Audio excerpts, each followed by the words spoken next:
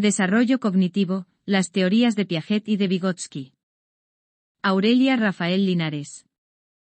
Se entiende por desarrollo cognitivo al conjunto de transformaciones que se producen en las características y capacidades del pensamiento en el transcurso de la vida, especialmente durante el periodo del desarrollo, y por el cual aumentan los conocimientos y habilidades para percibir, pensar, comprender y manejarse en la realidad. Entre las diferentes teorías que describen el desarrollo cognitivo, nos centraremos en dos de las más importantes, las teorías de Piaget y las teorías de Vygotsky. La teoría de Piaget nos ayuda a entender cómo el niño interpreta el mundo a edades diversas. La de Vygotsky nos servirá para comprender los procesos sociales que influyen en la adquisición de sus habilidades intelectuales. Teoría del desarrollo cognitivo de Piaget. Conceptos fundamentales. Piaget influyó profundamente en nuestra forma de concebir el desarrollo del niño. Antes que propusiera su teoría, se pensaba generalmente que los niños eran organismos pasivos plasmados y moldeados por el ambiente. Piaget nos enseñó que se comportan como pequeños científicos, que tratan de interpretar el mundo. Tienen su propia lógica y formas de conocer, las cuales siguen patrones predecibles del desarrollo conforme van alcanzando la madurez e interactúan con el entorno. Se forman representaciones mentales y así operan e inciden en él, de modo que se da una interacción recíproca. Los niños buscan activamente el conocimiento a través de sus interacciones con el ambiente, que poseen su propia lógica y medios de conocer que evoluciona con el tiempo. Piaget fue uno de los primeros teóricos del constructivismo en psicología. Pensaba que los niños construyen activamente el conocimiento del ambiente usando lo que ya saben e interpretando nuevos hechos y objetos. La investigación de Piaget se centró fundamentalmente en la forma en que adquieren el conocimiento al ir desarrollándose. En otras palabras, no le interesaba tanto lo que conoce el niño, sino cómo piensa en los problemas y en las soluciones. Estaba convencido de que el desarrollo cognoscitivo supone cambios en la capacidad del niño para razonar sobre su mundo. Etapas cognoscitivas. Piaget fue un teórico de fases que dividió el desarrollo cognoscitivo en 4 grandes etapas: etapa sensoriomotora, etapa preoperacional, etapa de las operaciones concretas y etapa de las operaciones formales, cada una de las cuales representa la transición a una forma más compleja y abstracta de conocer. En cada etapa se supone que el pensamiento del niño es cualitativamente distinto al de las restantes. Según Piaget, el desarrollo cognoscitivo no solo consiste en cambios cualitativos de los hechos y de las habilidades, sino en transformaciones radicales de cómo se organiza el conocimiento. Una vez que el niño entra en una nueva etapa, no retrocede a una forma anterior de razonamiento ni de funcionamiento. Piaget propuso que el desarrollo cognoscitivo sigue una secuencia invariable. Es decir, todos los niños pasan por las 4 etapas en el mismo orden. No es posible omitir ninguna de ellas. Las etapas se relacionan generalmente con ciertos niveles de edad, pero el tiempo que dura una etapa muestra gran variación individual y cultural. El desarrollo como cambio de las estructuras del conocimiento. Piaget pensaba que todos, incluso los niños, comienzan a organizar el conocimiento del mundo en lo que llamó esquemas. Los esquemas son conjuntos de acciones físicas, de operaciones mentales, de conceptos o teorías con los cuales organizamos y adquirimos información sobre el mundo. El niño de corta edad conoce su mundo a través de las acciones físicas que realiza, mientras que los de mayor edad pueden realizar operaciones mentales y usar sistemas de símbolos, el lenguaje, por ejemplo. A medida que el niño va pasando por las etapas, mejora su capacidad de emplear esquemas complejos y abstractos que le permiten organizar su conocimiento. El desarrollo cognoscitivo no consiste tan solo en construir nuevos esquemas, sino en reorganizar y diferenciar los ya existentes. Principios del desarrollo. Organización y adaptación. 2 principios básicos, que Piaget llama funciones invariables, rigen el desarrollo intelectual del niño. El primero es la organización que, de acuerdo con Piaget, es una predisposición innata en todas las especies.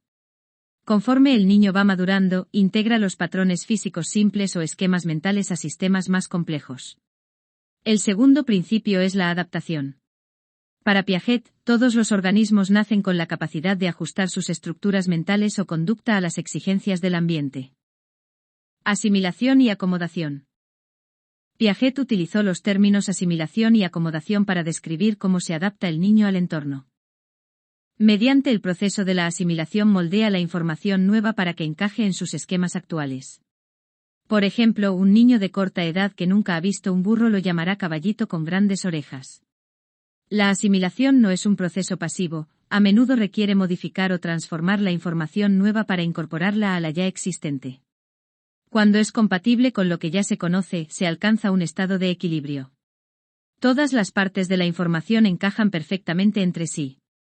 Cuando no es así, habrá que cambiar la forma de pensar o hacer algo para adaptarla. La asimilación es el proceso que consiste en moldear activamente la nueva información para encajarla en los esquemas existentes. El proceso de modificar los esquemas actuales se llama acomodación. En nuestro ejemplo, el niño formará otros esquemas cuando sepa que el animal no era un caballito, sino un burro. La acomodación tiende a darse cuando la información discrepa un poco con los esquemas. Si discrepa demasiado, tal vez no sea posible porque el niño no cuenta con una estructura mental que le permita interpretar esta información. La acomodación es el proceso que consiste en modificar los esquemas existentes para encajar la nueva información discrepante. De acuerdo con Piaget, los procesos de asimilación y de acomodación están estrechamente correlacionados y explican los cambios del conocimiento a lo largo de la vida. Mecanismos del desarrollo.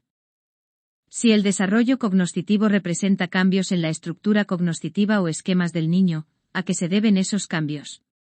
Piaget es un teórico interactivo para quien el desarrollo es una compleja interacción de los factores innatos y ambientales. Según él, en el desarrollo cognoscitivo intervienen los 4 factores siguientes. Maduración de las estructuras físicas heredadas. Experiencias físicas con el ambiente. Transmisión social de información y de conocimientos. Equilibrio. El equilibrio es un concepto original en la teoría de Piaget y designa la tendencia innata del ser humano a mantener en equilibrio sus estructuras cognoscitivas, aplicando para ello los procesos de asimilación y acomodación. Piaget sostuvo que los estados de desequilibrio son tan intrínsecamente insatisfactorios que nos sentimos impulsados a modificar nuestras estructuras cognoscitivas con tal de restaurar el equilibrio. Así pues, en su teoría esta es una forma de conservar la organización y la estabilidad del entorno. Además, a través del proceso de equilibrio alcanzamos un nivel superior de funcionamiento mental. Etapas del desarrollo. La noción piagetiana de estadio. Piaget creía que el conocimiento evoluciona a lo largo de una serie de etapas. El pensamiento de los niños en cualquier etapa concreta es cualitativa y cuantitativamente diferente del pensamiento en la precedente o en la etapa siguiente. Hay 4 características de los estadios piagetianos. En primer lugar, la secuencia de aparición de las etapas es invariante, esto es, los estadios siguen un orden fijo determinado. No obstante, las personas avanzan a distinto ritmo, es decir, se producen fluctuaciones en cuanto a la edad de su aparición y no todos los individuos alcanzan las etapas finales. En segundo lugar, existe una estructura de conjunto característica de cada estadio. Piaget consideraba que el pensamiento de los niños experimenta algún cambio abrupto en periodos breves. En estos momentos surgen las nuevas estructuras cognitivas. La emergencia de distintas estructuras explica el hecho de que todas las tareas que es capaz de resolver un niño tengan una complejidad similar. En tercer lugar, los estadios son jerárquicamente inclusivos, esto es, las estructuras de un estadio inferior se integran en el siguiente. Por ejemplo, en el estadio de las operaciones concretas se mantienen todos los progresos del periodo sensoriomotor, y puede decirse que las operaciones concretas se construyen sobre los logros del periodo preoperacional. Finalmente, la transición entre estadios es gradual. El paso entre estadios no es abrupto, ya que en cada uno de ellos se encuentra una fase de preparación y otra en la que se completan los logros propios de esa etapa. El estadio sensoriomotor, desde el nacimiento hasta los 2 años. En el estadio sensoriomotor el bebé se relaciona con el mundo a través de los sentidos y de la acción, pero al término de esta etapa será capaz de representar la realidad mentalmente. El periodo sensoriomotor da lugar a algunos hitos en el desarrollo intelectual. Los niños desarrollan la conducta intencional o dirigida hacia metas, golpear un sonajero para que suene. También los niños llegarán a comprender que los objetos tienen una existencia permanente que es independiente de su percepción, permanencia de objeto.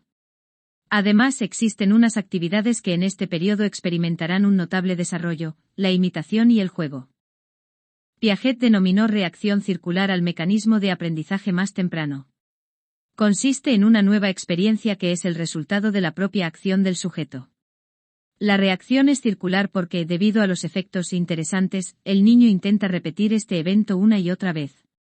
Hay 3 tipos de reacciones circulares que van apareciendo de forma progresiva: las primarias, que están centradas alrededor del cuerpo del niño, p.ej., sacar repetidamente la lengua; las secundarias, dirigidas hacia la manipulación de objetos, p.ej., golpear un objeto; y las terciarias, que tienen que ver con la exploración de efectos novedosos en el mundo que le rodea, p.ej., golpear un objeto de formas distintas. Primer subestadio, ejercitación de reflejos 0 a 1 mes. Cuando Piaget habla de las estructuras de acción, utiliza el término esquema para referirse a cualquier forma de acción habitual, tal como mirar, agarrar o golpear. Los primeros esquemas que posee el niño son los reflejos innatos. Los reflejos implican cierta pasividad del organismo, este se encuentra inactivo hasta que algo lo estimula. Sin embargo, los reflejos pronto llegan a ser formas de actividad que el niño inicia por sí mismo. Por ejemplo, podemos observar en lactantes de pocos días de edad, movimientos de la boca que corresponden al reflejo de succión, aun cuando no tengan nada en la boca. Pareciera ser que realiza estos movimientos por el simple placer de hacerlos. Según Piaget, cuando se forma un esquema de acción, sentimos la necesidad de ponerlo en uso. Aun cuando la asimilación es la actividad más notoria en esta etapa, también se puede notar los comienzos de la acomodación. Por ejemplo, los lactantes tienen que aprender a ajustar los movimientos de su cabeza y labios, para encontrar el pezón y alimentarse. Estos ajustes, acomodaciones, también demuestran los comienzos de la organización. La secuencia de movimientos se organiza, de modo que alimentarse se hace cada vez más rápido y eficiente. Segundo subestadio, reacciones circulares primarias, 1 a 4 meses. Una reacción circular se produce cuando el lactante intenta repetir una experiencia que se ha producido por casualidad. Un ejemplo evidente es la conducta de chuparse el dedo. Durante la actividad espontánea que realiza el lactante, es posible que en uno de sus movimientos casualmente ponga en contacto su mano con la boca, desencadenando el reflejo de succión y comienza a chuparse el dedo. Puesto que estos movimientos no son todavía controlados por el bebé, al continuar con su actividad aleja nuevamente la mano de su cara y boca, pero intentará repetir la experiencia. Aun cuando inicialmente fracasa, lo que en lenguaje Piaget no se explica porque el bebé es incapaz de hacer las acomodaciones necesarias para asimilar la mano al esquema de acción de succionar. En algún momento se repite la combinación necesaria de movimientos y el mover la mano y chupar comienzan a organizarse en un nuevo esquema de acción que permite al niño dominar el arte de chuparse el dedo. Tal como ocurre con el chuparse el dedo, la mayoría de las reacciones circulares primarias involucran la organización de 2 esquemas previos de movimientos corporales. Estas reacciones circulares son una buena demostración de lo que Piaget quiere decir cuando se refiere al desarrollo intelectual como un proceso de construcción de conocimientos. El lactante en forma activa junta diferentes movimientos y esquemas para crear un nuevo esquema de acción, más complejo. Tercer subestadio, reacciones circulares secundarias, 4 a 10 meses. Los desarrollos característicos del segundo subestadio son llamados reacciones circulares primarias, porque consisten en la coordinación de movimientos de partes del cuerpo del propio cuerpo del lactante. Las reacciones circulares secundarias se producen cuando el bebé descubre y reproduce un efecto interesante que se produce fuera de él, en su entorno. Por ejemplo, en algún momento de su actividad puede percibir que al sacudirse o realizar un movimiento más brusco, se mueven y suenan los juguetes que cuelgan de su cuna. Probablemente se detenga un instante mientras observa el efecto. Luego intentará repetir la experiencia y tal vez incluso se ría cuando lo logre. Pareciera que el bebé disfrutara su propio poder, su habilidad para hacer que algo ocurra una y otra vez. Cuarto subestadio, coordinación de esquemas secundarios, 10 a 12 meses.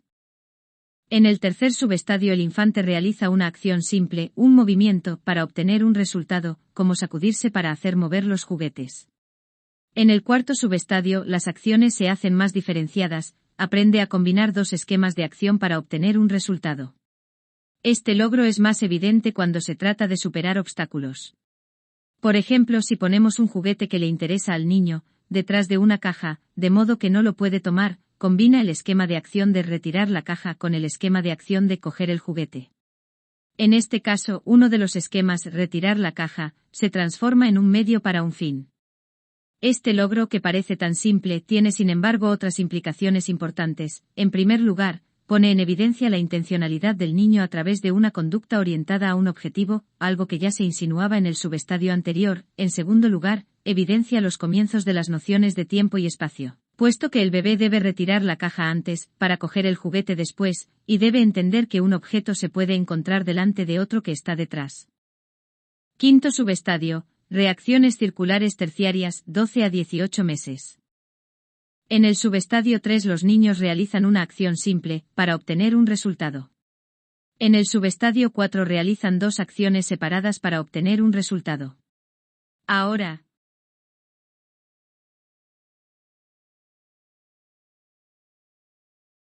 en el subestadio 5 de las reacciones circulares terciarias, experimentan con diferentes acciones para observar diferentes resultados. Por ejemplo, puede darse cuenta al golpear su mesa de juegos, que los objetos sobre ella vibran, o se caen. Luego puede repetir el golpe varias veces, con distinta intensidad o fuerza y observar las diferencias en los efectos. En otra ocasión puede ser que observe cómo el agua sale de la llave, y poner su mano en el chorro, haciendo que el agua salpique. Entonces puede comenzar a experimentar poniendo su mano repetidas veces en el chorro de agua a diferentes distancias de la llave y observar cómo el agua salpica con mayor o menor fuerza. Es importante destacar que con este tipo de acciones el niño está estudiando, en forma activa y aprendiendo a conocer las diferentes consecuencias o resultados de sus acciones sobre el medio. En este sentido vale la pena destacar que el niño está aprendiendo en forma absolutamente autónoma, desarrollando sus esquemas y conocimientos del mundo exclusivamente a partir de su curiosidad. Sexto subestadio, comienzo del pensamiento, 18 a 24 meses. En el subestadio 5 los niños son pequeños científicos, que realizan diferentes acciones para observar sus resultados. Sin embargo, sus descubrimientos ocurren solo gracias a sus acciones directas sobre las cosas. En el subestadio 6, los niños parece que piensan las cosas más antes de actuar. Por ejemplo, enfrentado a sacar una bolita del interior de una caja parcialmente abierta, de modo que la bolita no pasa por la abertura, puede intentar diferentes cosas: introducir un dedo en la abertura tratando de coger la bolita, o dar vuelta la caja intentando hacer caer la bolita.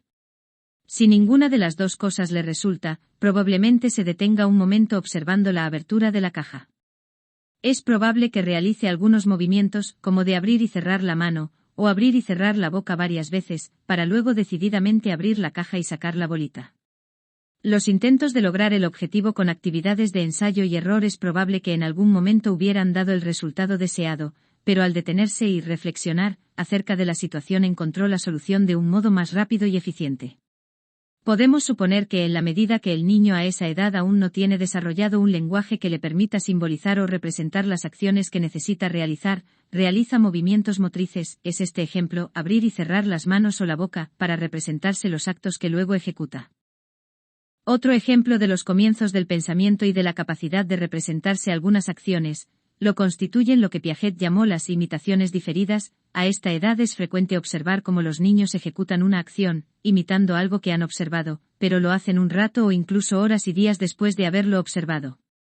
Esto solo es posible si el niño de alguna manera guarda una representación mental de la conducta observada, aun cuando es evidente que no tienen el vocabulario suficiente para representarse las acciones en palabras.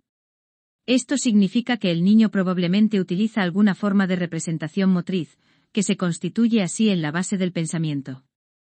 Competencias básicas adquiridas. Durante el periodo sensoriomotor, el niño aprende los esquemas de dos competencias básicas: 1. La conducta orientada a metas y 2. La permanencia de los objetos. Adquisición de una conducta orientada a metas.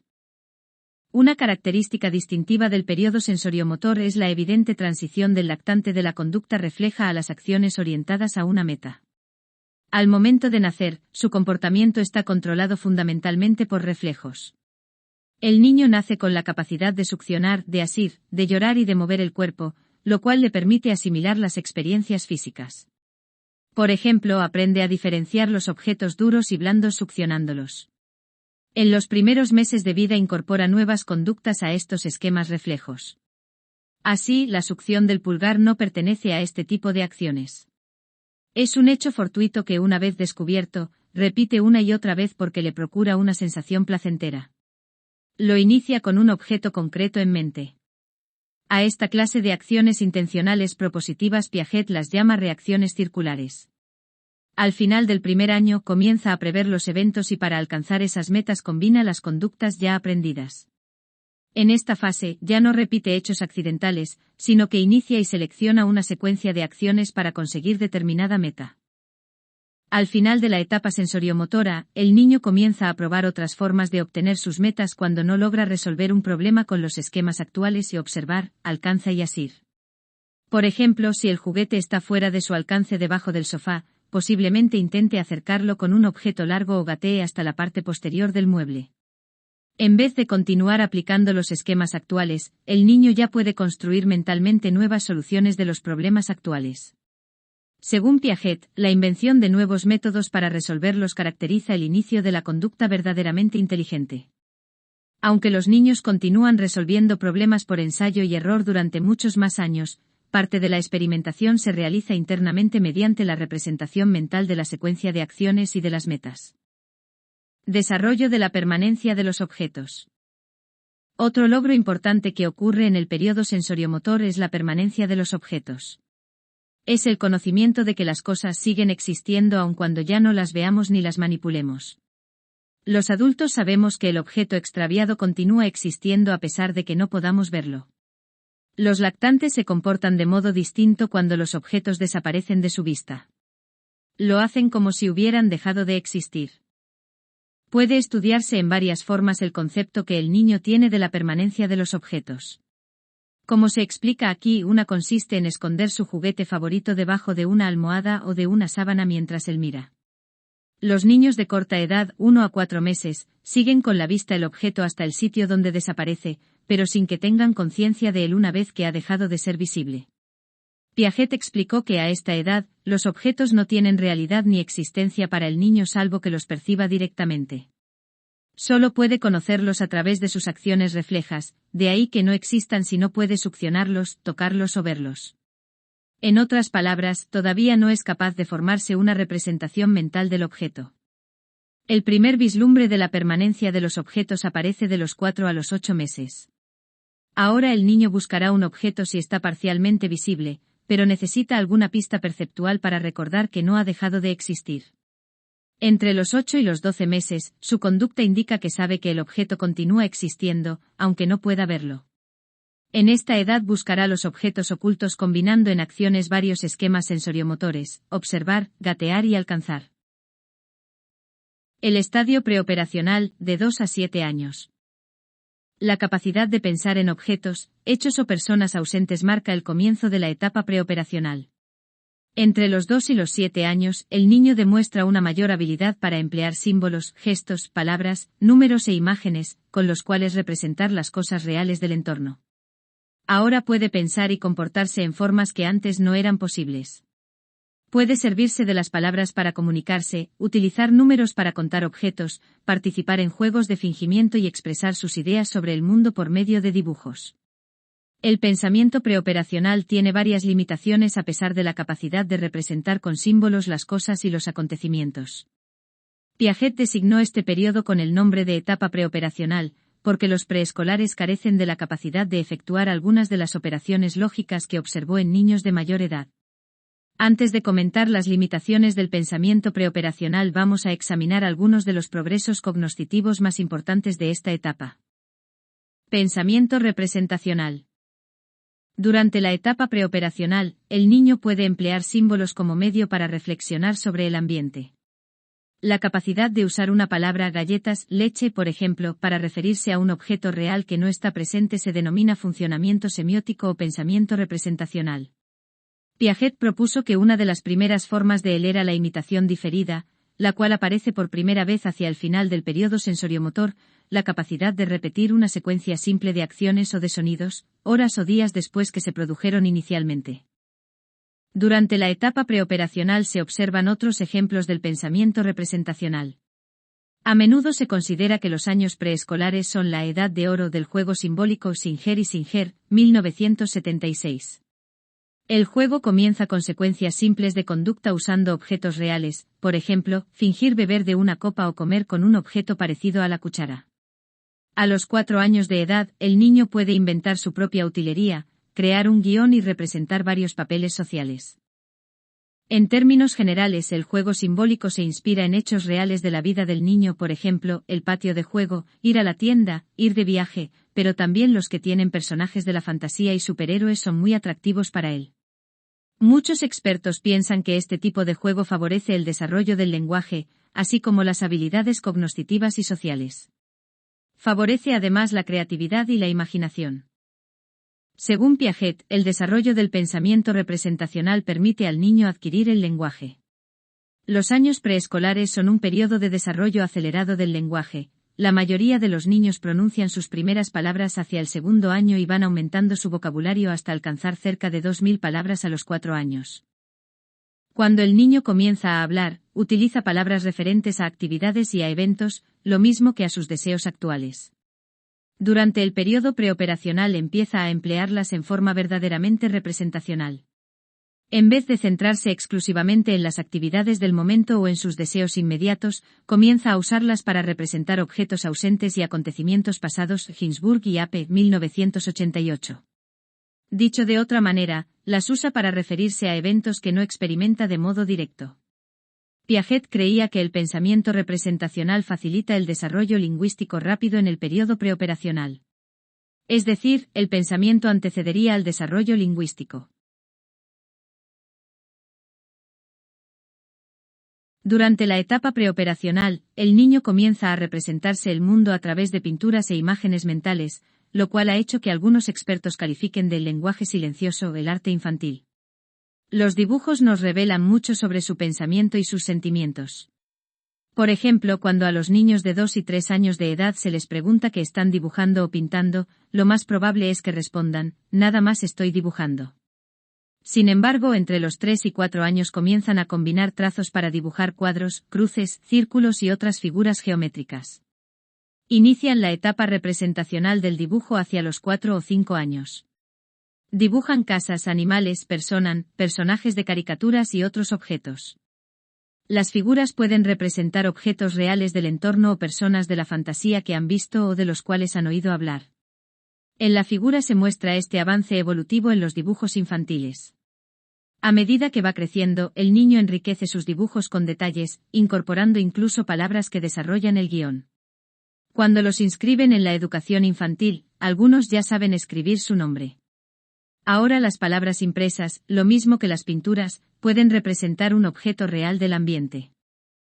Progresión evolutiva de los dibujos infantiles. A. Etapa de colocación. Garabatea 32 meses de edad. B. Formas básicas. Círculo 42 meses. C. Emoticono cara sonriente. Etapa de diseño. Diseños combinados. De 47-47 meses. Pictográfica. Figuras humanas de 48 a 60 meses.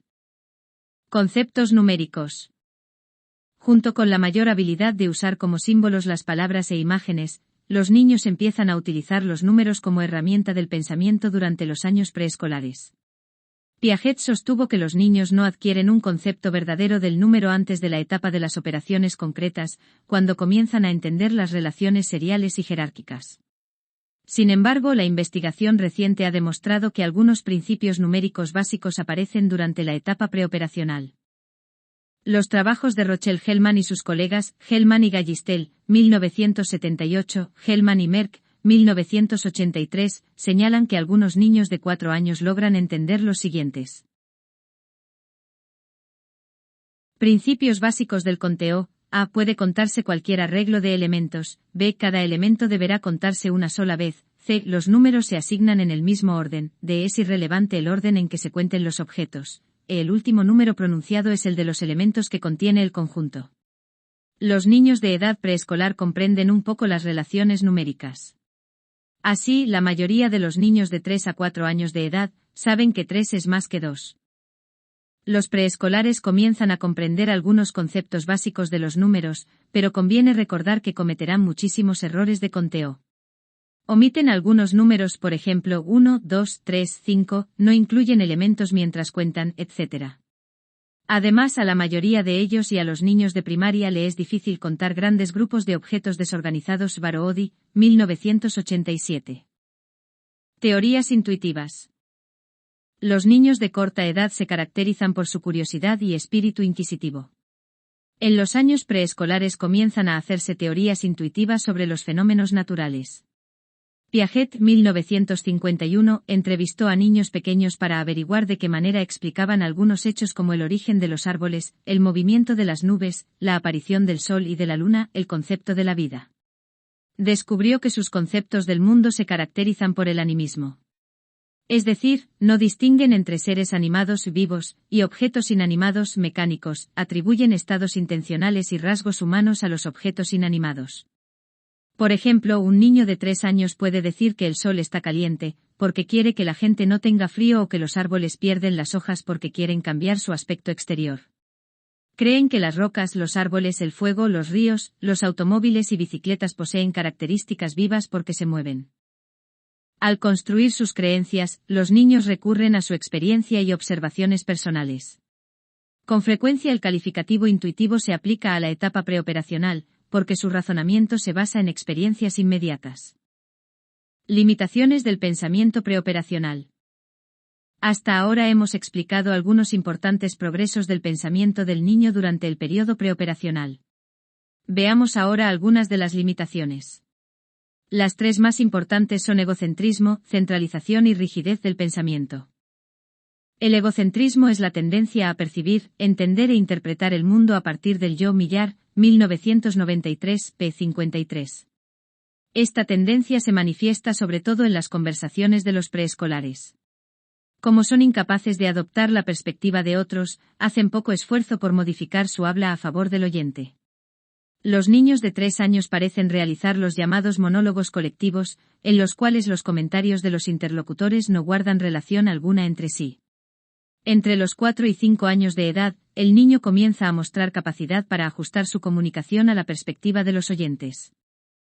Otra limitación del pensamiento preoperacional es la centralización.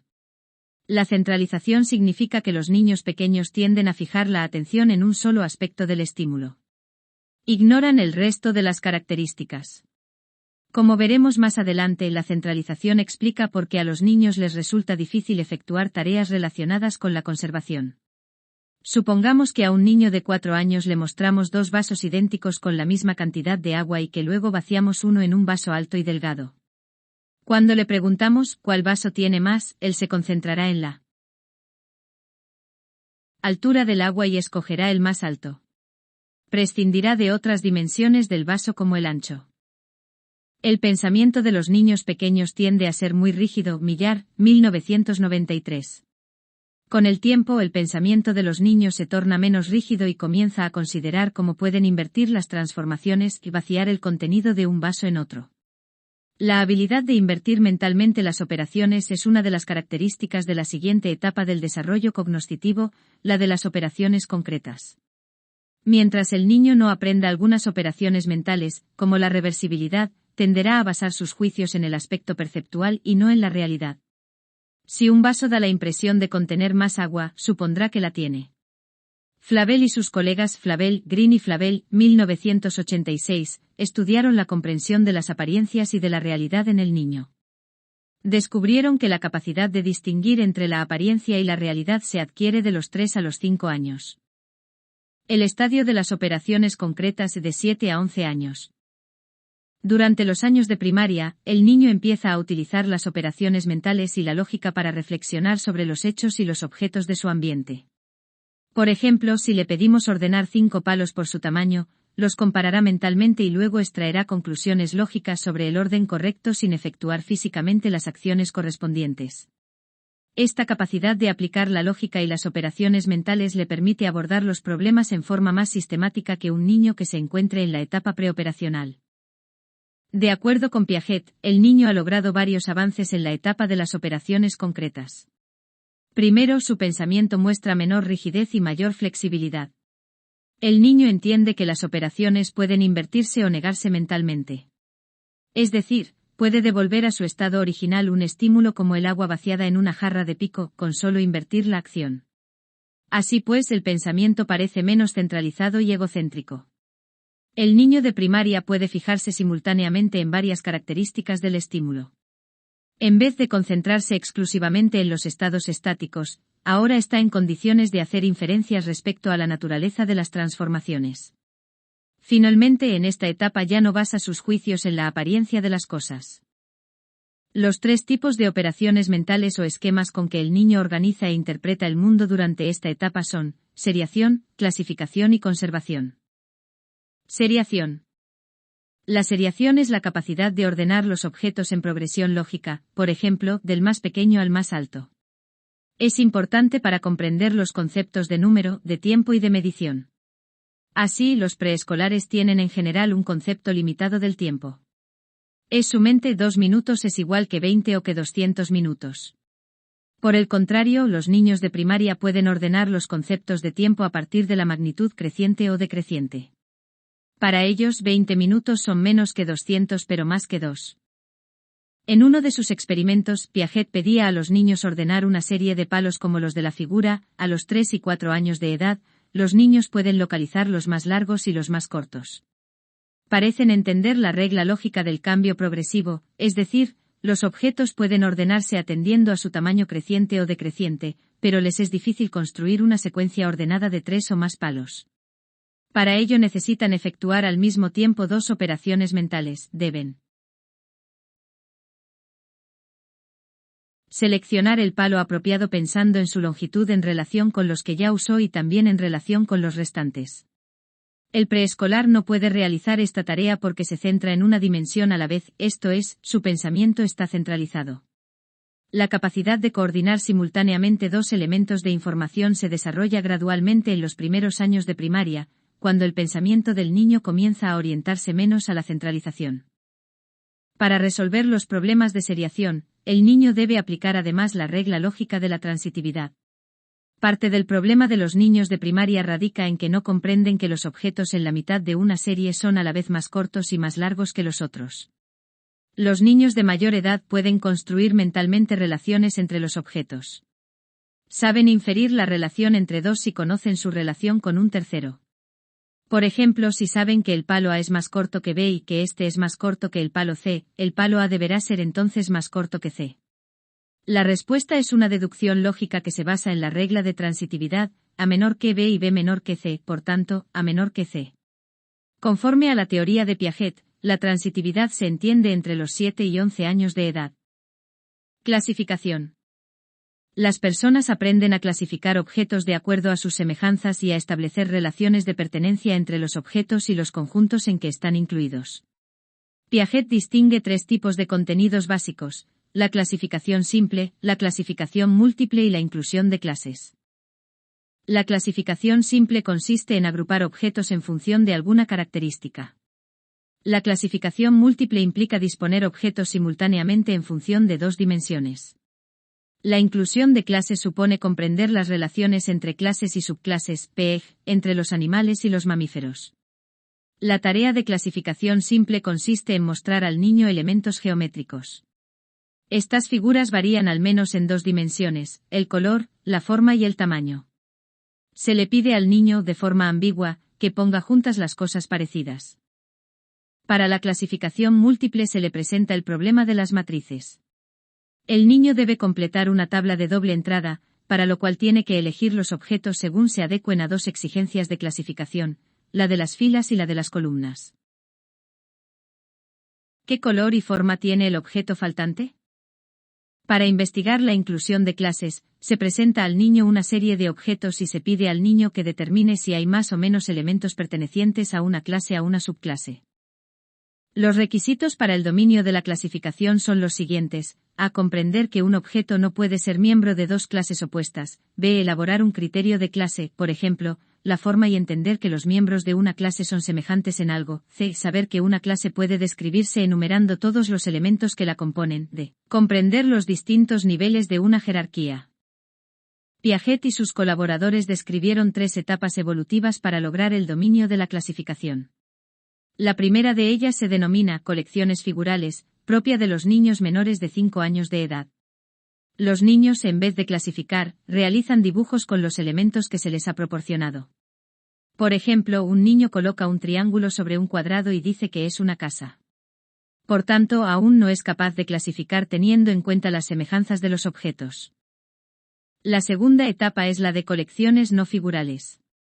En este momento los niños agrupan objetos en función de una simple dimensión, por ejemplo, el color, todos los azules en un sitio, los rojos en otro, o la forma, todos los cuadrados por un lado, los círculos por otro. El niño, no obstante, tiene limitaciones. Por un lado, no son capaces de cambiar de criterio una vez realizada la clasificación. Así, una vez que han clasificado los objetos basándose, por ejemplo, en el color, tienen dificultades para volver a clasificar todos los objetos basándose en otra dimensión, por ejemplo, la forma. Por otro lado, tienen problemas con las clasificaciones múltiples. Por último, los niños en esta etapa no comprenden las relaciones de inclusión entre clases. Por ello, al presentar al niño un conjunto de, por ejemplo, 5 perros y 3 gatos, si se le pregunta, ¿qué hay más perros o animales?, suele contestar que hay más perros. En la tercera etapa los niños dominan la tarea de la clasificación múltiple y comprenden las relaciones de inclusión de clases. Antes de los 7 u 8 años, los niños saben que la capital de España es Madrid, pero no entienden las relaciones que vinculan esos dos conceptos. Así, no comprenden que todos los madrileños son españoles y que solo algunos españoles son madrileños. Por lo tanto, los niños antes de esta edad aprenden una expresión verbal, pero no las implicaciones lógicas que conlleva. Conservación. De acuerdo con la teoría de Piaget, la capacidad de razonar sobre los problemas de conservación es lo que caracteriza a la etapa de las operaciones concretas. La conservación consiste en entender que un objeto permanece igual a pesar de los cambios superficiales de su forma o de su aspecto físico. Durante esta fase, el niño ya no basa su razonamiento en el aspecto físico de los objetos. Reconoce que un objeto transformado puede dar la impresión de contener menos o más de la cantidad en cuestión, pero que tal vez no la tenga. En otras palabras, las apariencias a veces resultan engañosas. Piaget analizó el conocimiento de los 5 pasos de la conservación en el niño: número, líquido, sustancia, masa, longitud y volumen. Aunque se trata de procesos que difieren en la dimensión a conservar, el paradigma fundamental es el mismo. En términos generales, al niño se le muestran 2 conjuntos idénticos de objetos, hileras idénticas de monedas, cantidades idénticas de barro o vasos idénticos de agua. Una vez que acepta que los objetos son iguales, transformamos uno de ellos de modo que cambie su aspecto, pero no la dimensión básica en cuestión. Por ejemplo, en la tarea de conservación del número, acortamos o alargamos una hilera de monedas. Le permitimos al niño observar esta transformación. Después le pedimos decir si la dimensión en cuestión, cantidad, masa, área u otra, sigue siendo la misma. Los niños que han iniciado la etapa de las operaciones concretas responderán que el conjunto de objetos no ha cambiado. Un objeto puede parecer más grande, más largo o pesado, pero los dos siguen siendo iguales. En opinión de Piaget, los niños se sirven de 2 operaciones mentales básicas para efectuar las tareas de conservación: negación, compensación e identidad. Estas operaciones se reflejan en la forma en que un niño de 8 años podría explicar por qué la cantidad de agua en 2 vasos permanece inalterada. Se puede volver a vaciar y será la misma: negación.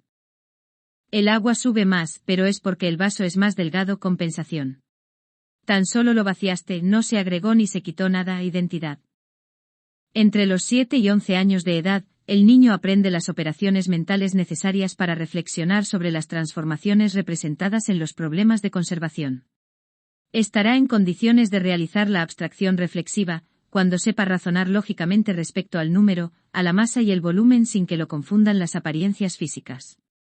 Entonces podrá distinguir entre las características invariables de los estímulos: peso, número o volumen, por ejemplo, y la forma en que el objeto aparece ante su vista. La adquisición de las operaciones mentales con las que se efectúan las tareas de la conservación no se realiza al mismo tiempo en todas las áreas. La comprensión de los problemas de conservación sigue una secuencia gradual: figura. Por lo regular, el niño adquiere la capacidad de la conservación de los números entre los 5 y los 7 años. La de conservación del área y del peso aparece entre los 8 y los 10 años. Entre los 10 y los 11 años, casi todos los niños pueden ejecutar tareas relacionadas con la conservación del volumen. Desfase horizontal es el nombre que Piaget le dio a esta falta de uniformidad del pensamiento infantil dentro de una etapa. Fuente: Van der Zanden, 1993. El estadio de las operaciones formales y de 11 a 12 años en adelante. Una vez lograda la capacidad de resolver problemas como los de seriación, clasificación y conservación, el niño de 11 a 12 años comienza a formarse un sistema coherente de lógica formal. Al finalizar el periodo de las operaciones concretas, ya cuenta con las herramientas cognoscitivas que le permiten solucionar muchos tipos de problemas de lógica, comprender las relaciones conceptuales entre operaciones matemáticas, por ejemplo, 15 más 8 igual a 10 más 13, ordenar y clasificar los conjuntos de conocimientos. Durante la adolescencia, las operaciones mentales que surgieron en las etapas previas se organizan en un sistema más complejo de lógica y de ideas abstractas. El cambio más importante en la etapa de las operaciones formales es que el pensamiento hace la transición de lo real a lo posible. Flavel, 1985. Los niños de primaria razonan lógicamente, pero solo en lo tocante a personas, lugares y cosas tangibles y concretas. En cambio, los adolescentes piensan en cosas con que nunca han tenido contacto. Por ejemplo, cuando lea una historia, trate de imaginar qué significa ser esclavo en la década de 1850, pueden generar ideas acerca de eventos que nunca ocurrieron, por ejemplo, cómo sería Europa si Alemania hubiera ganado la Segunda Guerra Mundial, y puede hacer predicciones sobre hechos hipotéticos o futuros, por ejemplo, si el gobierno de un país aprobara una ley que deroga la pena de muerte, ¿qué sucedería con los índices de criminalidad? Los adolescentes de mayor edad pueden discutir complejos problemas sociopolíticos que incluyan ideas abstractas como derechos humanos, igualdad y justicia.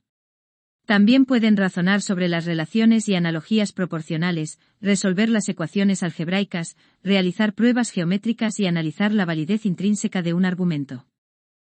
La capacidad de pensar en forma abstracta y reflexiva se logra durante la etapa de las operaciones formales, la cual tiene 4 características fundamentales de pensamiento: la lógica proposicional, el razonamiento científico, el razonamiento combinatorio y el razonamiento sobre probabilidades y proporciones. Lógica proposicional. Las operaciones mentales del adulto corresponden a cierto tipo de operación lógica denominada lógica proposicional, la cual según Piaget era indispensable para el pensamiento de esta etapa. La lógica proposicional es la capacidad de extraer una inferencia lógica a partir de la relación entre dos afirmaciones premisas. En el lenguaje cotidiano puede expresarse en una serie de proposiciones hipotéticas. Consideremos el siguiente ejemplo. Si los lactantes son mayores que los adultos, y si los lactantes son mayores que los niños, entonces los adultos son mayores que los niños. La conclusión es correcta de hecho pero inválida, porque no se deduce de la información que la precede. David Mosman y Bridge France 1986, comprobaron que los niños de primaria tienden a evaluar la conclusión anterior basándose en la verdad objetiva más que en la validez del argumento. Sin embargo, cuando realizan las operaciones formales comienzan a considerar la validez intrínseca del argumento. En esta etapa, la validez del argumento se relaciona más con la forma en que se relacionan las proposiciones que con la veracidad del contenido. De acuerdo con Piaget, el razonamiento consiste en reflexionar sobre las relaciones lógicas entre ellas. Muchos tipos de situaciones en los que se resuelven problemas requieren utilizar la lógica proposicional. Así, para resolver problemas algebraicos se necesita la habilidad de reflexionar sobre proposiciones. La lógica proposicional también es indispensable para razonar acerca de problemas científicos, como determinar la manera de clasificar un animal o planta. Los buenos escritores, abogados, políticos y profesores se valen de la lógica proposicional cuando quieren defender un punto. Los adolescentes que dominan esta habilidad no solo discuten más, sino que saben defender mejor sus ideas. Pueden descubrir las falacias de nuestro razonamiento y atacarnos con un contraargumento apropiado. Razonamiento científico. A medida que el adolescente aprende a utilizar la lógica proposicional, empieza a abordar los problemas de un modo más sistemático. Formula hipótesis, determina cómo compararlas con los hechos y excluye las que resulten falsas. Piaget dio el nombre de pensamiento hipotético deductivo a la capacidad de generar y probar hipótesis en una forma lógica y sistemática. Para estudiar la adquisición de este tipo de pensamiento, Piaget se sirvió del experimento del péndulo que se describe gráficamente en la figura. A un niño se le da una vara en la cual penden cuerdas de distinta longitud.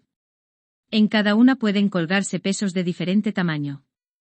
Al niño se le indica cómo funciona el péndulo y luego se le pregunta cuál de los 4 factores, longitud de la cuerda, peso del objeto, fuerza de impulso o altura de la caída, causa la rapidez con que el péndulo oscila. Antes de contestar, se le permite manipular el aparato para encontrar la solución. ¿Cuál cree que sea la respuesta correcta? ¿Cómo acometería este problema? El primer paso consiste en formular una hipótesis o en hacer una predicción. En la etapa de las operaciones concretas, el niño puede aplicar esta estrategia de solución de problemas. El siguiente paso consiste en probar las hipótesis y, generalmente, es el que distingue la etapa de las operaciones concretas y la de las operaciones formales. La clave está en cambiar uno de los factores o variables del problema, manteniendo constantes los demás. El niño que se halla en la etapa de las operaciones concretas comienza bien pero no logra probar todas las combinaciones posibles. A veces cambia más de una variable a la vez, por ejemplo, la cuerda y el peso. Pero como no aborda el problema en forma sistemática, a menudo extrae conclusiones erróneas cuando necesita tener en cuenta muchas variables. Por su parte, el niño que se encuentra en la etapa de las operaciones formales suele considerar todas las combinaciones posibles. En este ejemplo hay 16 combinaciones que es preciso atender para sacar la conclusión correcta. La respuesta correcta es la longitud de la cuerda. Una cuerda corta hace que el péndulo se mueva más rápidamente, prescindiendo del resto de los factores. ¿Qué hace que el péndulo oscile con mayor rapidez? Los 4 factores en cuestión son la longitud de la cuerda, el peso del péndulo, la altura desde al cual se sostiene y la fuerza con que se impulsa. Razonamiento combinatorio. Otra característica de las operaciones formales es la capacidad de pensar en causas múltiples. Supongamos que usted le reparte a un grupo de estudiantes de primaria y de secundaria 4 fichas de plástico de distintos colores y les indica que las combinen en la mayor cantidad posible de formas. Lo más probable es que combinen solo 2 a la vez. Pocos lo harán sistemáticamente. En cambio, los adolescentes pueden inventar una forma de representar todas las combinaciones posibles, entre las de 3 y de 4 fichas. Hay además mayores probabilidades de que generen las combinaciones de una manera sistemática. Razonamiento sobre las probabilidades y las proporciones. Los niños de primaria generalmente tienen un conocimiento limitado de la probabilidad. La teoría de Piaget contribuye a explicar por qué. La figura muestra una distribuidora de chicles de globo, con 30 globos rojos y 50 amarillos. Si un niño introduce una moneda en la máquina, ¿de qué color es probable que salga el chicle en forma de bola? Si el niño se encuentra en la etapa de las operaciones concretas dirá amarillo, porque hay más bolas amarillas que rojas. El que se halle en la etapa de las operaciones formales se representará mentalmente el problema en forma diferente. Se concentra en la diferencia absoluta entre ambas cantidades. Reflexionará a partir de la razón de bolas rojas y amarillas. Tenderán más a decir que tiene mayores probabilidades de obtener una bola amarilla porque existe mayor proporción de ellas que de rojas. La razón no es algo que podamos ver, es una relación inferida entre 2 cantidades. Este ejemplo ilustra que los 2 tipos de pensadores dan la misma respuesta a la pregunta, pero usando un sistema lógico cualitativamente distinto. Si introduces una moneda, ¿de qué color será probablemente la bola de chicle que salga? La teoría de Piaget en el momento actual. La teoría del desarrollo cognoscitivo de Piaget es una de las más citadas y controvertidas. Piaget contribuyó a modificar el rumbo de la investigación dedicada al desarrollo del niño. Una vez que los investigadores comenzaron a estudiar el desarrollo a través de esta perspectiva, ya no pudieron volver a ver al niño como un organismo pasivo condicionado y moldeado por el ambiente. Miller, 1993. Aunque esos trabajos siguieron influyendo en la forma de pensar del niño, en años recientes. Su teoría ha provocado fuertes controversias y críticas. Entre otras cosas se critica lo siguiente. Los métodos de investigación. La naturaleza gradual del pensamiento del niño. La idoneidad de los modelos de equilibrio para explicar los cambios evolutivos. La universalidad de las etapas piagetianas. Muchos teóricos contemporáneos piensan que Piaget subestimó las capacidades de los niños de corta edad. Las tareas que utilizó eran muy complicadas y exigían gran habilidad cognoscitiva, incluso muchas de ellas requerían habilidades verbales complejas. Los críticos señalan que quizá el niño posea la habilidad de resolver problemas en niveles cognoscitivos superiores, solo que le faltan las habilidades verbales para demostrar su competencia. Así, cuando se emplean medidas no verbales para probar la presencia o la ausencia de los conceptos básicos, los resultados difieren de los de Piaget. A Piaget se le ha criticado principalmente por sus ideas concernientes a la naturaleza cualitativa del desarrollo cognoscitivo.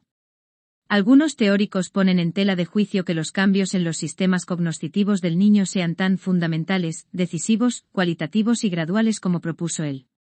También han señalado que el modelo de equilibrio no logra explicar satisfactoriamente los progresos en el desarrollo cognoscitivo. Tampoco se mencionan de manera explícita las actividades cognoscitivas que tienen lugar durante el proceso de asimilación, de acomodación y de equilibrio. Teoría del desarrollo cognitivo de Vygotsky. Lev Vygotsky, 1896 a 1934, fue un destacado representante de la psicología rusa.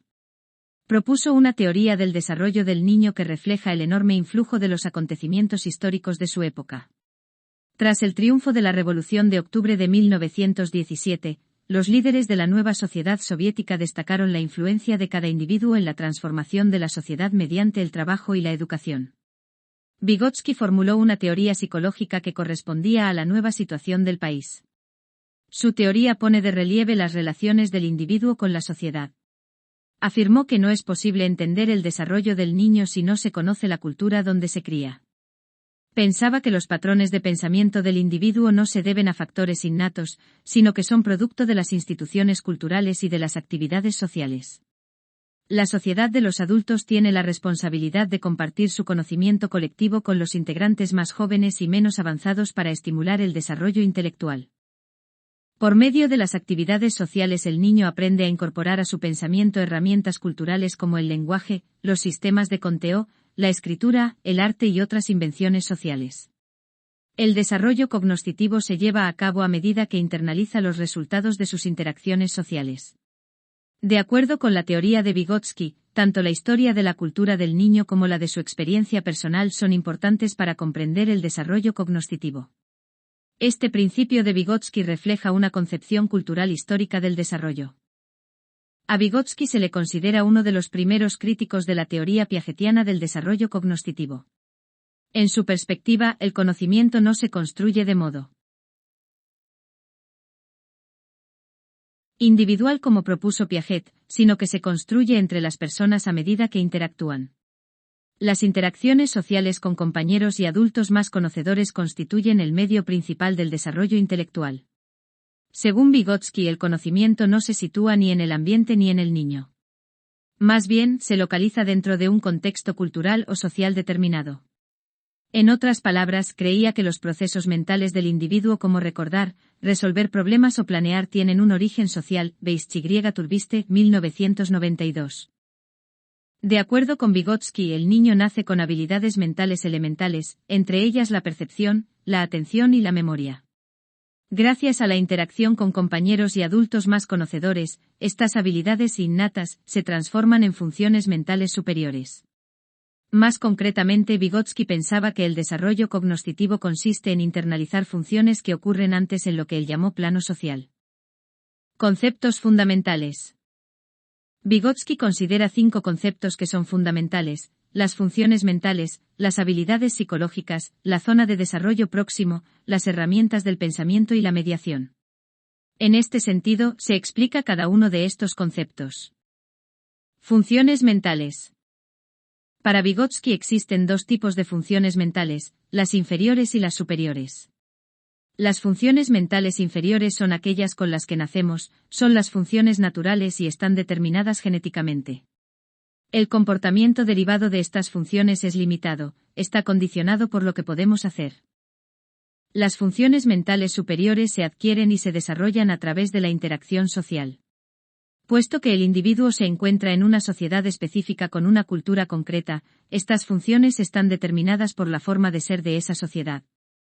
Las funciones mentales superiores son mediadas culturalmente. El comportamiento derivado de las funciones mentales superiores está abierto a mayores posibilidades.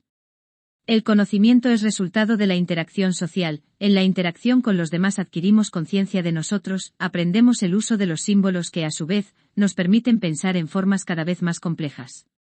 Para Vygotsky, a mayor interacción social, mayor conocimiento, más posibilidades de actuar, más robustas funciones mentales.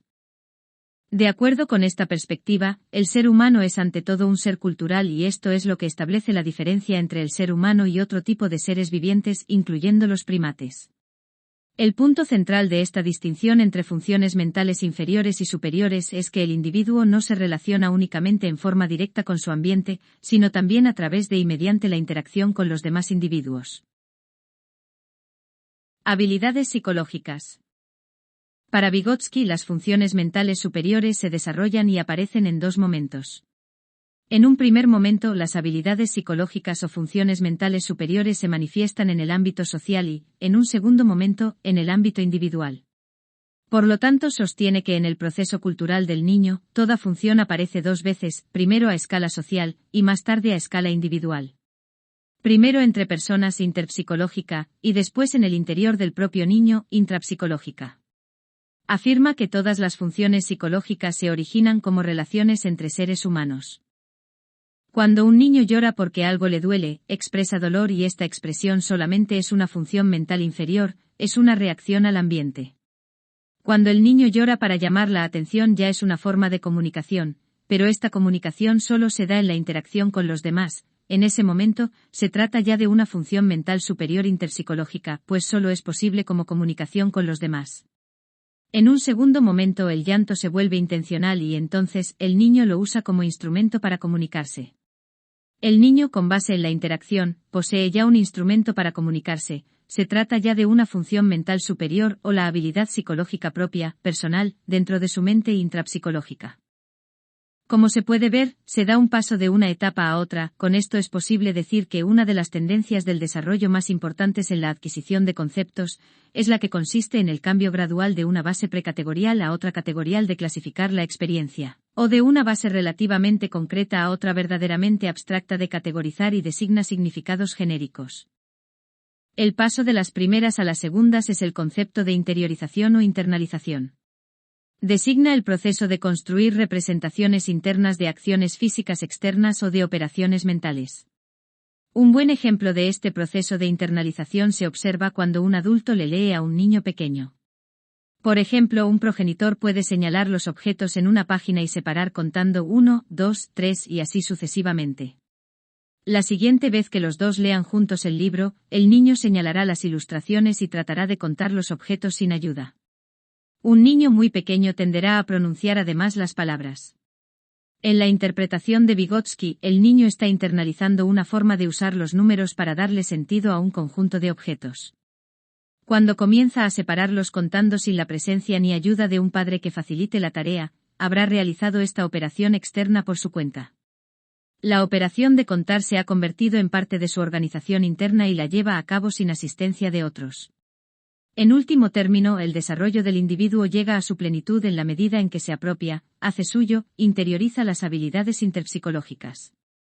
En un primer momento dependen de los otros, en un segundo momento, a través de la interiorización, el individuo adquiere la posibilidad de actuar por sí mismo y de asumir la responsabilidad de su actuar. Herramientas del pensamiento. En forma parecida a la concepción de Piaget, Vygotsky definió el desarrollo cognoscitivo en función de los cambios cualitativos de los procesos del pensamiento. Solo que los describió a partir de las herramientas técnicas y psicológicas que emplean los niños para interpretar su mundo. En general, las primeras sirven para modificar los objetos o dominar el ambiente, las segundas, para organizar o controlar el pensamiento y la conducta.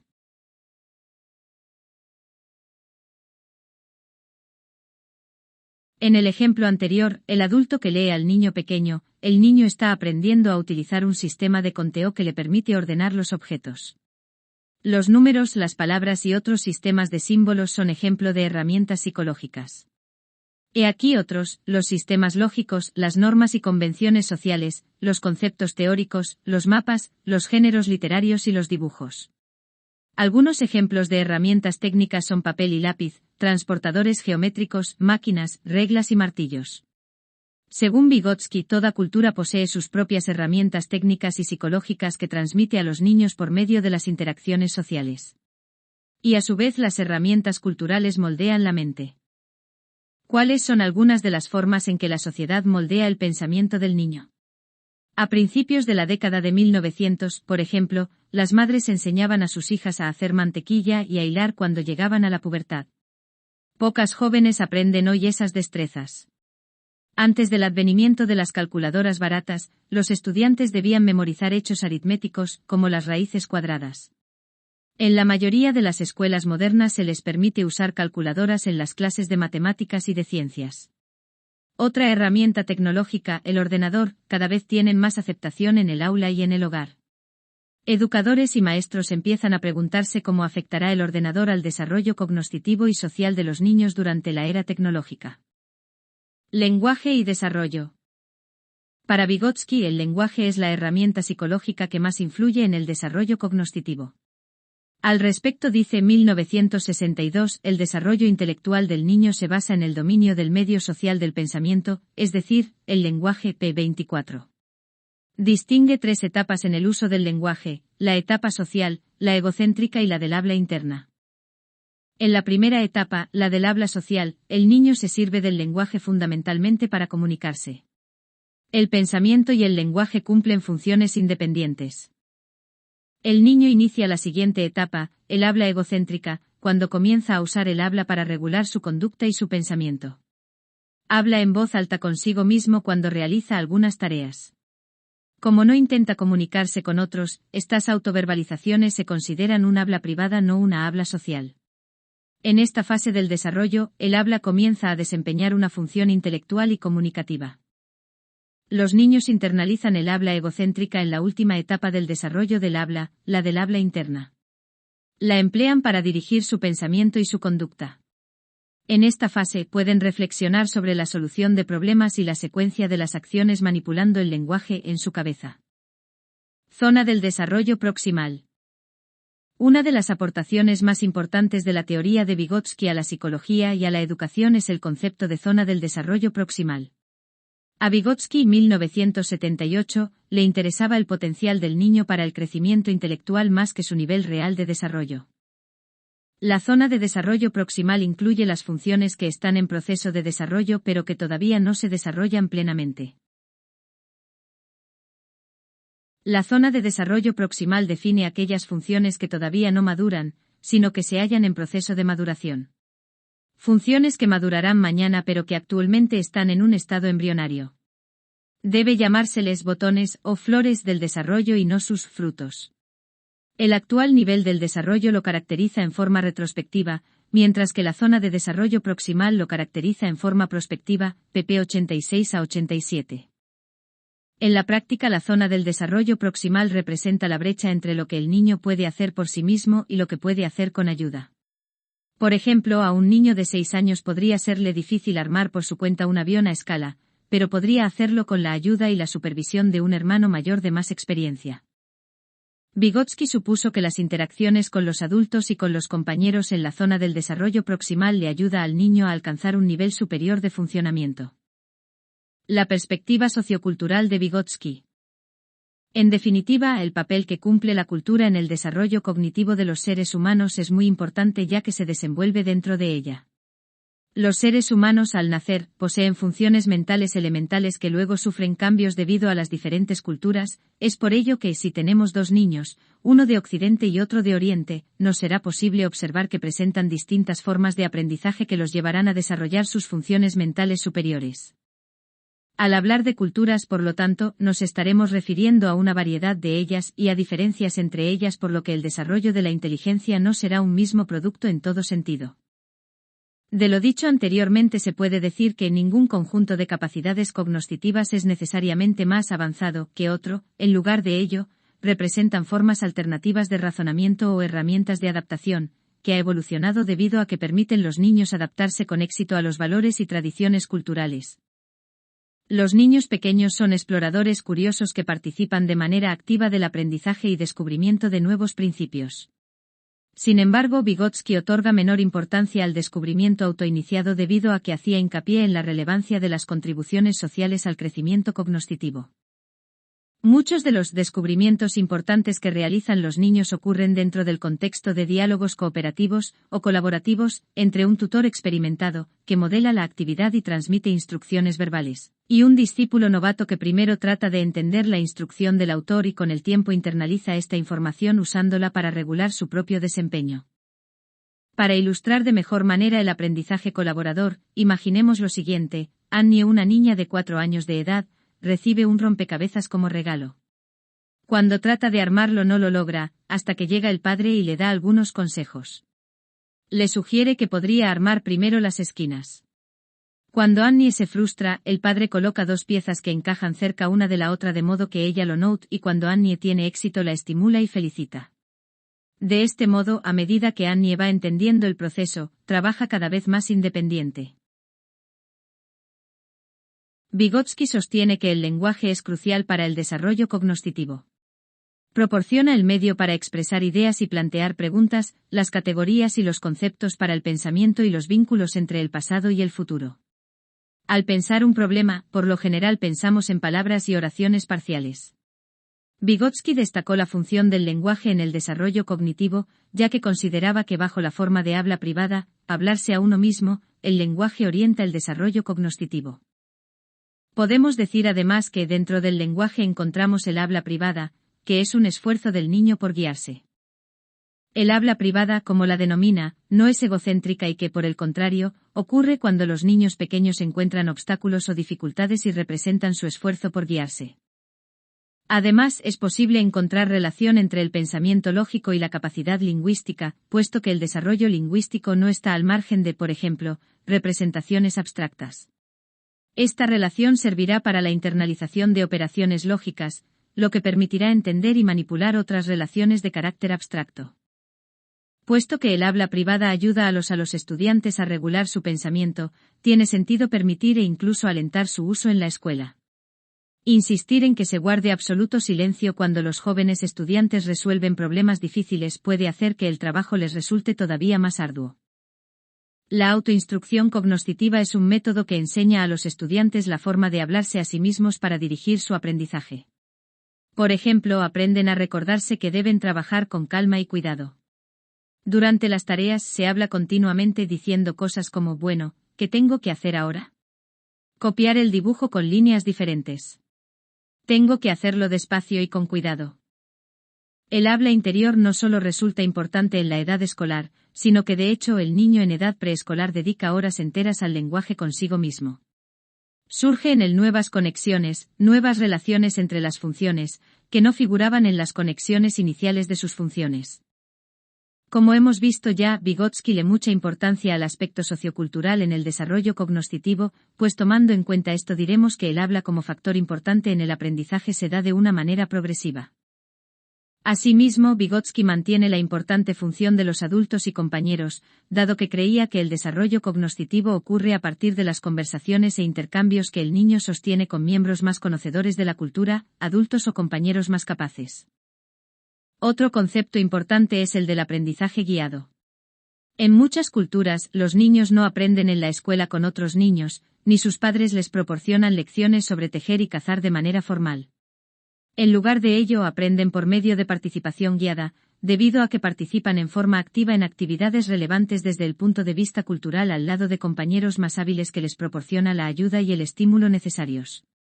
La participación guiada es un aprendizaje para pensar informal en el que las cogniciones de los niños son moldeadas cuando participan, junto con los adultos u otros individuos más expertos en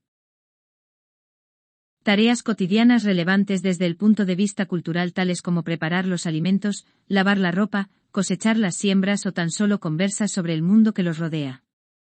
De acuerdo con Vygotsky, un niño usualmente aprende en circunstancias en las que un guía, por lo general sus padres, le van presentando tareas cognoscitivas. Entonces aquí vemos lo importante del trato interpersonal, que por ejemplo Piaget no da importancia tan relevante.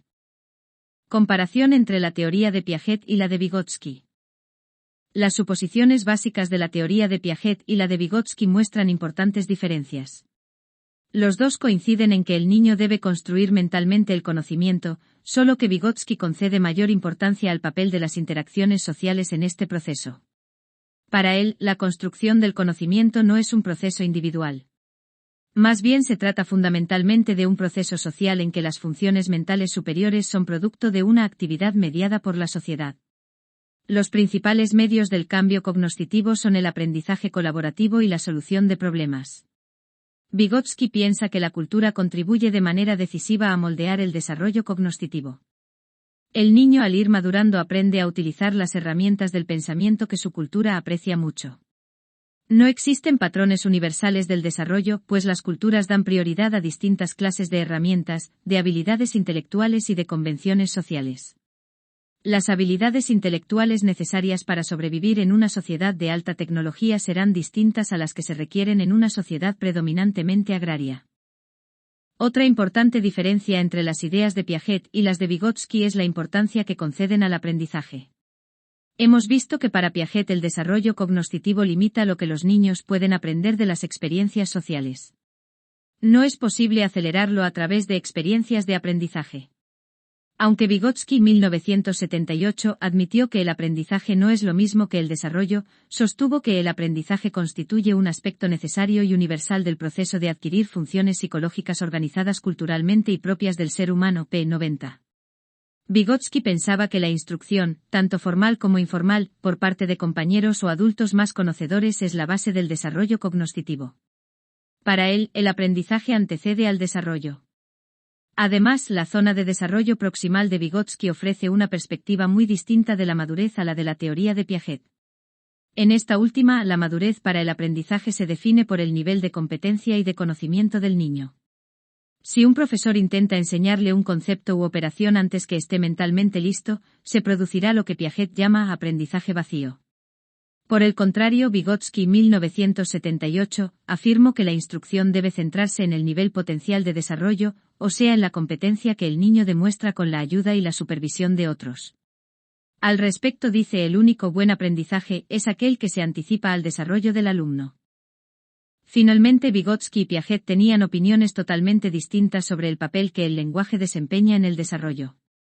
En la teoría de Piaget, el habla egocéntrica de los niños pequeños manifiesta su incapacidad de adoptar la perspectiva de otros. No cumple una función útil en su desarrollo. Los procesos del pensamiento surgen de las acciones con que manipula los objetos, no de su habla. Por su parte, Vygotsky pensaba que el habla egocéntrica representa un fenómeno evolutivo de gran trascendencia. El habla egocéntrica ayuda a los niños a organizar y regular su pensamiento. Cuando los niños hablan consigo mismos, están tratando de resolver problemas y de pensar por su cuenta. El habla egocéntrica, o habla privada, sería el medio con que realizan la importante transición de ser controlados por otros y regulación por otros, a ser controlados por sus propios procesos del pensamiento, autorregulado. El habla egocéntrica cumple una función a la vez intelectual y autorreguladora en el niño de corta edad. Resumen.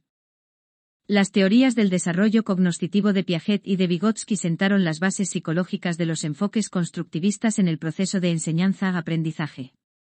Según los constructivistas, el niño debe formarse su propio conocimiento del mundo donde vive. Los adultos orientan este proceso al ofrecerlo estructura y apoyo. Las teorías de Piaget y de Vygotsky se centran en los cambios cualitativos del pensamiento del niño. Piaget sostuvo que el desarrollo cognoscitivo consistía en grandes transformaciones de la forma en que se organiza el conocimiento.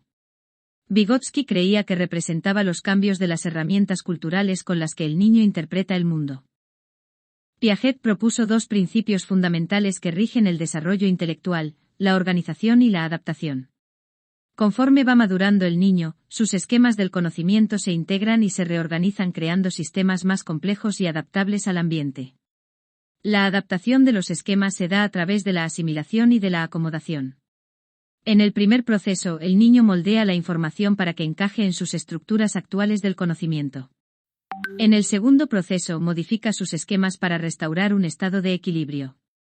La asimilación y la acomodación explican los cambios en la cognición en todas las edades. Piaget sostuvo que el desarrollo sigue una secuencia invariable. Los primeros años de la niñez se caracterizan por dos etapas. En la etapa sensoriomotor de los 2 a los 7 años, empieza a emplear palabras, números, gestos e imágenes para representar los objetos de su entorno. También comienzan a formular teorías intuitivas para explicar los fenómenos del ambiente que pueden ejercer una larga influencia en el aprendizaje. Las principales limitaciones del pensamiento preoperacional son el egocentrismo, la centralización y la rigidez del pensamiento. Los años de primaria y de secundaria se caracterizan por dos etapas más. Durante la de las operaciones concretas, 7 a 11 años, el niño comienza a utilizar las operaciones mentales para reflexionar sobre los fenómenos y objetos de su entorno. En este periodo aparecen las siguientes operaciones mentales: clasificación, seriación y conservación. Solo se aplican a los estímulos concretos que están presentes en el ambiente.